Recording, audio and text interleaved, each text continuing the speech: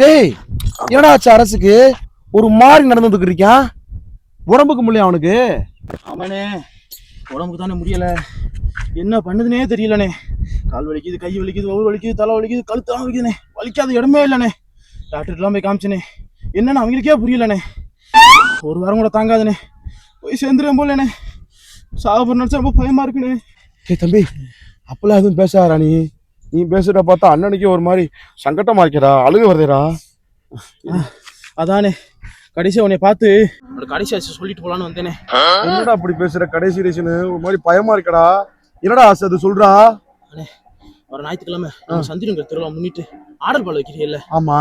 ஓட முடியாது என்னைய வரிசையில ஒரு சேரை போட்டு உட்கார வச்சு அந்த ஆடல் பால் நிகழ்ச்சியை மட்டும் பார்த்துட்டா போதுமனே, சந்தோஷமா மேல போயிருவேனே.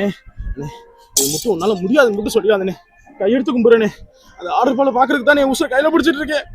முடியாதுன்னு மட்டும் சொல்லிடாதனே தோறனே. இப்ப என்ன உனக்கு? உன்னோட கடைசி ஆசை நம்ம ஊர் ஆடல் பாடல முதல் வரிசையில சேர போட்டு உட்காந்து கண்குளிர பாக்கணும், அதானே? நிறைவேற்றிடும்டா. ஆனா அதை நான் நிறைவேற்றணும்னா நான் சொல்றதை நீ செய்யணும். நீ என்ன சொன்னாலும் கேட்கிறேன். திரும்பி நில்லு, தள்ளி நில்லு, நில்லு.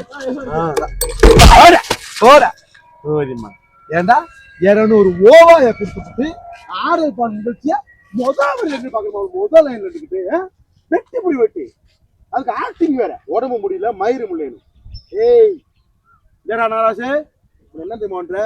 நம்ம ஊர் ஆடல் பாடல் அன்னைக்கு அந்த பைக்கை தடுத்து பாட்டு பேர் கேட்டு போட்டுருவோம்ல, அங்கே நிக்க வச்சிரு நாய. ஆடல் பாடல ஓடுற பாட்டு மட்டும் இவன் காது கேட்கணும்.